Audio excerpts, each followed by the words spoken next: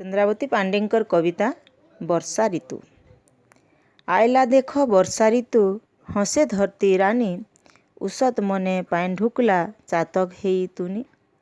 वर्षा रानी आयला जेन्ता मेघे बिजली नाचे, अंधार रातिर मझा पहरे हुलहुलीटा शुभे। घोड़े कल लागी जुलजुलिया पोक गह कि हेसी देख, उकिया करी सारा पृथ्वी रक्सी सानर टेक। पूर्व दिगे धनु टानीचे सातटा रंग के नेई, मन लोभानी केन्ता दुरुस देखरे मोर भाई। नानादी रंगर घास फूल थो पाट पिंधिछे धरा, साधक बह चाली जाऊे लाल रंगिया तरा। गीत शुभुछे खेत खलाने हलिया गाए गीत, उषद मने चाष करिछे खाएमा सुखा भात।